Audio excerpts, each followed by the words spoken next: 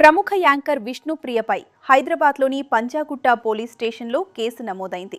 ఆమె తన ఇన్స్టాగ్రామ్ ఖాతాలో అసభ్యకరమైన మరియు అశ్లీలతను ప్రోత్సహించే విధంగా ఉన్న వీడియోలు, ఫోటోలను పోస్ట్ చేస్తున్నారని ఒక వ్యక్తి ఫిర్యాదు చేయడంతో పోలీసులు ఈ చర్య తీసుకున్నారు. సోషల్ మీడియా వేదికగా విష్ణుప్రియ షేర్ చేస్తున్న కంటెంట్ సమాజంపై, ముఖ్యంగా యువతపై ప్రతికూల ప్రభావాన్ని చూపుతోందని ఫిర్యాదుదారుడు పేర్కొన్నారు. దీనిపై స్పందించిన పోలీసులు సంబంధిత సెక్షన్ల కింద కేసు నమోదు చేసి దర్యాప్తు ప్రారంభించారు.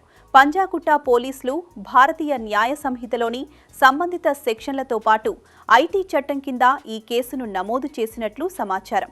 విష్ణుప్రియ తన సోషల్ మీడియా హ్యాండిల్స్లో పోస్ట్ చేస్తున్న కొన్ని డాన్స్ వీడియోలు మరియు ఫోటో షూట్లు అసభ్యతకు అద్దం పడుతున్నాయని, ఇవి పబ్లిక్ డీసెన్సీని ఉల్లంఘించేలా ఉన్నాయని ఫిర్యాదులో వివరించారు.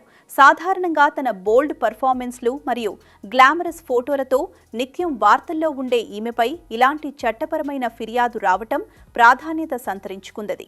పోలీసులు ప్రస్తుతం సదరు వీడియోల కంటెంట్ను పరిశీలిస్తున్నారని, అవసరమైతే ఆమెకు నోటీసులు ఇచ్చే అవకాశం ఉందని తెలుస్తోంది.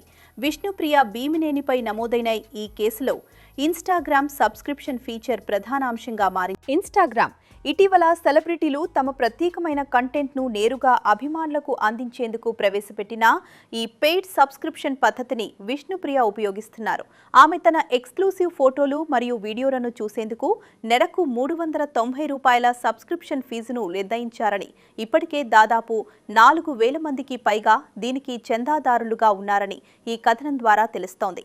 ఆమె ఈ ప్లాట్ఫారం ద్వారా పంచుకుంటున్న కంటెంట్ అశ్లీలంగా ఉందని, కేవలం డబ్బు సంపాదనే ధ్యేయంగా యువతను తప్పుదోవ పట్టించేలా ఈ వ్యవహారం ఉందని విజయవాడకు చెందిన ఒక విద్యార్థి సంఘం సభ్యులు సైబర్ క్రైమ్ పోలీసులకు ఫిర్యాదు చేశారు.